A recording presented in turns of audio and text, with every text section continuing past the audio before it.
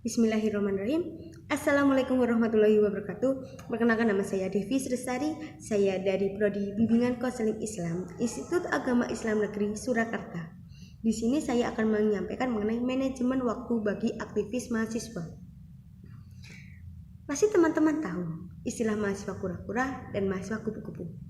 Mahasiswa kupu-kupu adalah mahasiswa kuliah pulang, atau setelah kuliah dia langsung pulang. Beda dengan halnya mahasiswa kura-kura atau kuliah rapat. Pasti mahasiswa kura-kura ini mengikuti organisasi yang ada di kampus atau di luar kampus. Nah, biasanya mahasiswa kura-kura ini terkendala jika jadwal kuliah dan jadwal organisasi bersamaan. Mana yang harus dipilih atau mana yang diprioritaskan. Langsung saja ke materi mengenai manajemen waktu. Manajemen waktu menurut Mujiono adalah perencanaan, pengorganisasian, penggerakan, dan pengawasan produktivitas waktu.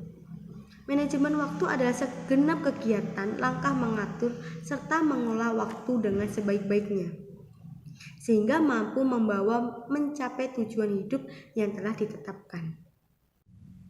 Manajemen waktu berkonsentrasi pada hasil, bukan sekedar menyibukkan diri.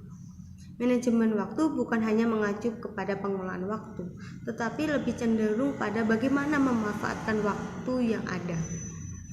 Individu atau mahasiswa yang mampu mengolah waktu akan menentukan prioritas dari berbagai tugas yang dihadapi, fokus dalam waktu dan energi pada tugas yang penting terlebih dahulu.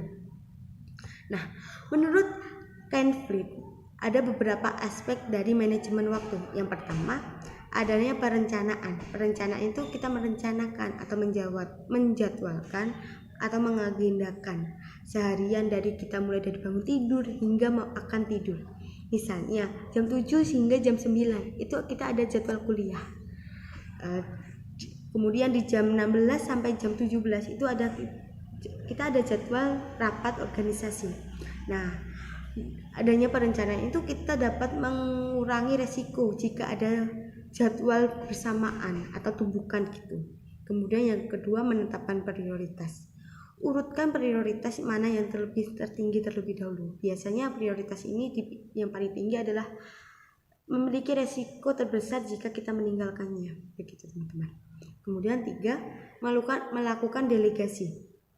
Delegasi ini adalah menyerahkan pekerjaan kepada orang lain yang dianggap mampu menyelesaikannya tanpa membuang atau menyia-nyiakan waktu pekerjaan kita. Begitu. Sehingga delegasi ini kita bisa menjalankan dua kegiatan bersama-samaan tanpa menghilangkan atau kita tidak menghadiri satu kegiatan. Kemudian yang keempat, ada disiplin diri. Nah, disiplin diri ini menjalankan rencana yang telah kita buat dan menghindari hal-hal yang mampu menghambat pekerjaan kita dan membuat waktu kita terbuang sia-sia. Kemudian bagaimana cara atau teknik memanajemen waktu? Yang pertama, tetapkan tujuan. Sebelumnya kita harus tahu tujuan kita itu apa. Yang kedua, belajar memprioritaskan yang sudah saya sampaikan di awal tadi.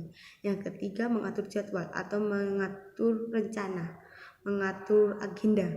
Yang keempat, memaksimalkan waktu yang longgar. Jika ada waktu longgar, saya harus lakukan apa gitu. Sehingga tidak ada waktu yang terbuang sia-sia, begitu teman-teman. Kemudian yang kelima, ada menilai dan mengevaluasi penggunaan waktu. Nah, biasanya menilai dan mengevaluasi ini dilakukan setelah selesai jadwal kita, di akhir jadwal gitu.